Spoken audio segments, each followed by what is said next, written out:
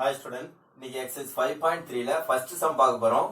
Find the equation of a straight line passing through the midpoint of a line segment joining the points 1, -5, 4, 2 and parallel to x-axis அடுத்தது parallel to y-axis. அதாவது என்ன சொல்லிருக்காங்கன்னா இந்த ரெண்டு பாயிண்டோட இங்க ஒரு point இருக்கு இங்க ஒரு பாயிண்ட் இருக்கு இந்த ரெண்டு பாயிண்டோட மிட் பாயிண்ட் இருக்குல்ல இந்த ரெண்டு பாயிண்டோட மிட் பாயிண்ட் ஃபர்ஸ்ட் கண்டுபிடிக்கணும். சோ அந்த மிட் பாயிண்ட் வந்து கண்டுபிடிச்சதுக்கு அப்புறம் இப்ப பாருங்க நான் ரெண்டு பாயிண்ட் 1, -5ங்கிற ஒரு பாயிண்ட் 4, 2ங்கிற ஒரு பாயிண்ட் இந்த ரெண்டு பாயிண்டையும் நம்ம இப்படி ஸ்ட்ரைட்டா பாருங்க இந்த மாதிரி ஒரு straight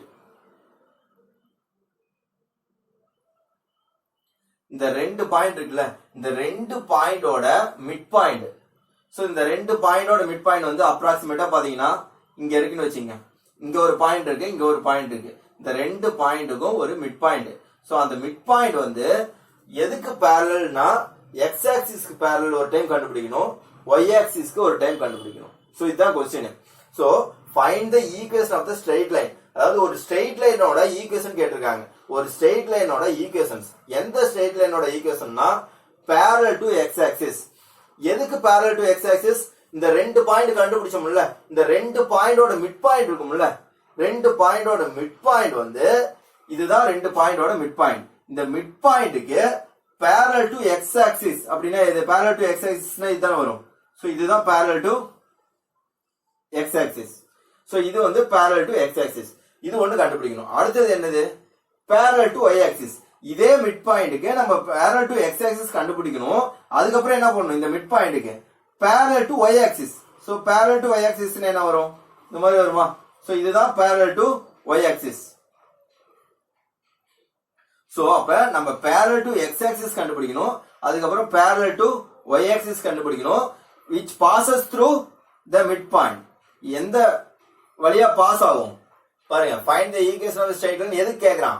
passing through the midpoint of இது இந்த ரெண்டு பாயிண்டோட மிட் பாயிண்ட் தான் பாசிங் த்ரூ. அப்ப இந்த ரெண்டு பாயிண்டோட மிட் பாயிண்ட் வந்து இதுதான் மிட் பாயிண்ட். சோ இந்த மிட் பாயிண்ட்க்கு இந்த லைனும் பாசிங் த்ரூன்னு கேட்டிருக்கான். சோ அப்ப ரெண்டு பாயிண்ட் கொடுத்திருக்கான். ரெண்டு பாயிண்டோட mid point parallel to x axis parallel to y axis கண்டுபிடிக்கணும்.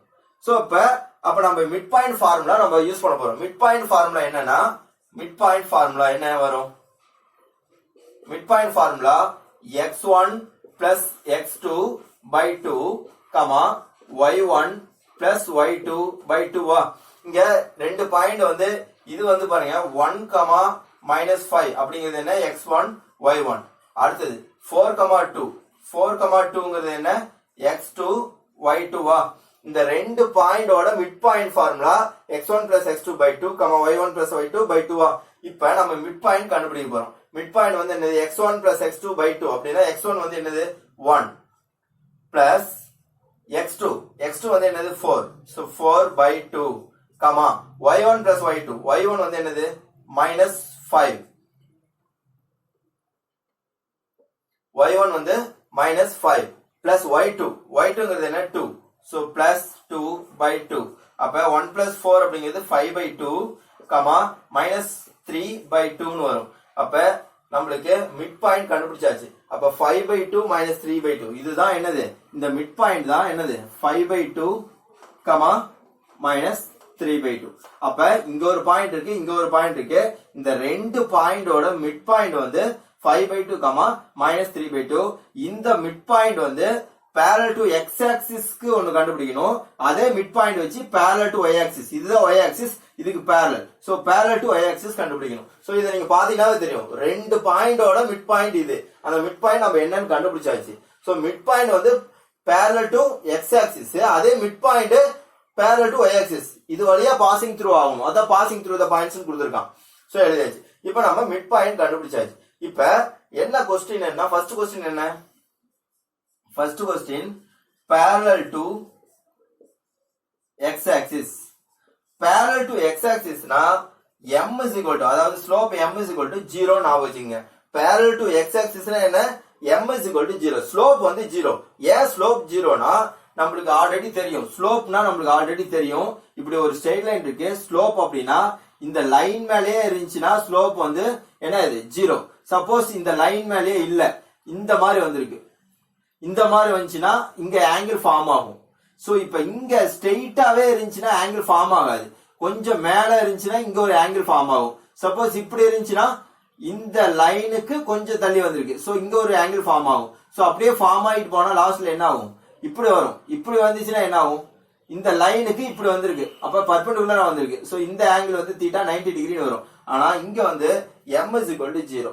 இந்த m is equal to 0 எப்போ வரும், parallel to x axis. x axis parallel இருந்தா m is equal to 0. அப்ப m is equal to 0 னு நம்ம கண்டுபிடிச்சாச்சு. இங்க வந்து find the equation of the straight line தானே, find the equation of the straight line. இங்க வந்து நம்மளுக்கு ஒரு பாயிண்ட் இருக்கு, இது வந்து இப்ப நம்ம x1 y1 எடுத்துக்கிறோம்.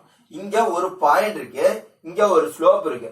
அப்ப ஒரு பாயிண்ட் ஒரு ஸ்லோப் இருந்தா equation of a straight line formula, equation of a straight line formula என்னன்னா y minus y1 is equal to m into x minus x1. Formula பாத்துங்க, y minus y1 is equal to m into x minus x1. இந்த formula equation of straight லைனுக்கு மொத்தம் 4 formula இருக்கு. இந்த formula ஏன் use பண்றோம் அப்படின்னா, நம்ம கிட்ட ஒரு ஸ்லோப் இருக்கு, இந்த மிட் பாயிண்ட் ஒரு பாயிண்ட் இருக்கு. அப்ப ஒரு பாயிண்ட் ஒரு ஸ்லோப் இருந்துச்சுன்னா இந்த ஃபார்முலா யூஸ் பண்ணணும்.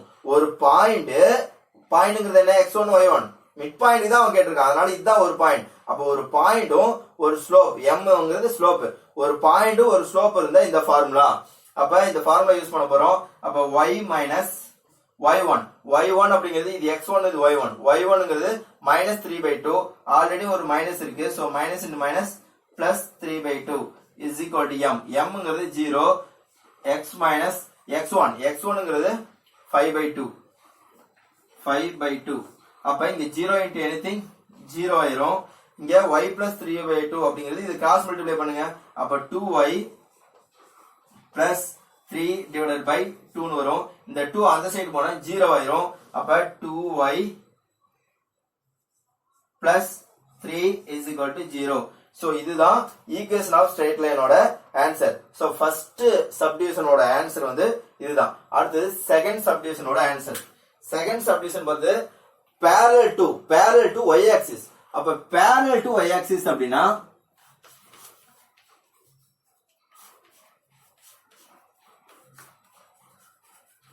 So parallel to y axis அப்படினா m வந்து என்ன அப்படினா infinitive.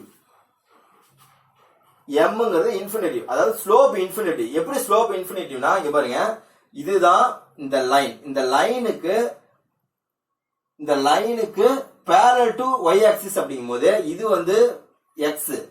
parallel to y axis போது பாருங்க, இதுல பார்த்தா தெரியும் பாருங்க, இதுதான் லைன், இந்த ஸ்ட்ரெயிட் லைன். இந்த ஸ்ட்ரெயிட் லைனுக்கு parallel to y axisனா இப்படி வருதா, பர்பெண்டிகுலரா வருதா. அப்ப இந்த லைனுக்கு இந்த லைன் வந்து என்னது, பர்பெண்டிகுலரா வருது. சோ பர்பெண்டிகுலரா வந்தா நம்மளுக்கு ஸ்லோப் வந்து தெரியாது, ஸ்லோப் வந்து கண்டுபிடிக்க முடியாது.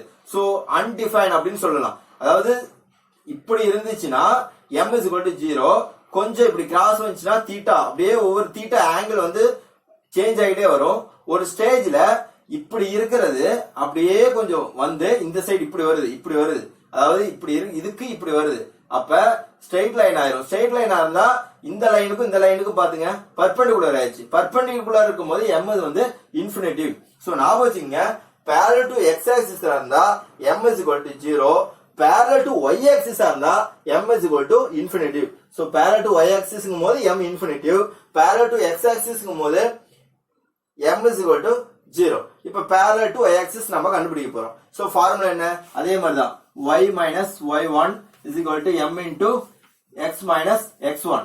இது வந்து என்ன formula, equation of a straight line formula. So equation of a straight line, ஒரு ஸ்லோப் ஒரு பாயிண்ட் கொடுத்திருந்தா இந்த ஃபார்முலா. அப்ப y minus y1 அப்படிங்கிறது -3/2, ஆல்ரெடி ஒரு மைனஸ் இருக்கு. So plus 3/2 is equal to m. mங்கிறது இன்ஃபினிட்டிவ், x minus x1ங்கிறது 5/2. சோ 5/2 எழுதியாச்சு. சரி, அப்ப y பிளஸ் இது வந்து கிராஸ் மல்டிப்ளை பண்ணலாமா. அப்ப 2y plus 3 divided by 2 is equal to infinity. வந்து இதை நம்ம டிஃபைன் பண்ண முடியாது. சோ இன்ஃபினிட்டிவை நம்ம என்ன எழுதலாம், 1/0 எழுதலாமா. அப்ப 1/0 x minus 5 by 2. இன்ஃபினிட்டிங்கிறது 1 by 0. So இந்த 0வை இந்த சைடு எடுத்துட்டு போறேன். இந்த 0வை இந்த சைடு, இந்த 2 அந்த சைடு. அப்ப என்ன வரும்? 0 into 2y plus 3, 2 into x minus 5 by 2 வருமா? கிராஸ் மல்டிப்ளை பாருங்க. இந்த 2 அந்த சைடு போயிருது, இந்த 0 இந்த சைடு வந்துருது. அப்ப இது 0 ஆயிரும். So 0 is equal to 2 of இது வந்து என்ன ஆயிரும்? 2x minus 5 divided by 2 ஆயிருமா? Cross multiply 2x minus 5 divided by 2. So இந்த 2 கேன்சல் ஆயிரும். அப்ப 2x minus 5 மட்டும் இருக்கு, equal to 0. So 2x is equal to 5. So x is equal to இல்லைன்னா இதோட ஸ்டாப் பண்ணிக்கலாம். ஏன்னா நம்ம x ஓட வேல்யூ எல்லாம் வேண்டாம், நம்மளுக்கு equation of the straight line தானே. So equation of the straight line அப்படின்னா இதோட ஸ்டாப் பண்ணிக்கலாம். சோ அப்ப 2x minus 5 is equal to 0ங்கிறது answer. இதுல ஒண்ணுமே இல்ல. parallel to x axis னா m is equal to 0 ஞாபகம் வச்சுங்க. parallel to y axis னா m is equal to infinity ஞாபகம் வச்சுங்க. மிட் பாயிண்ட் நீங்க கொடுத்திருக்கான். சோ அதனால தான் நம்ம இதனோட மிட் பாயிண்ட் ஃபார்முலா யூஸ் பண்ணி நம்ம போடுறோம். Thank you.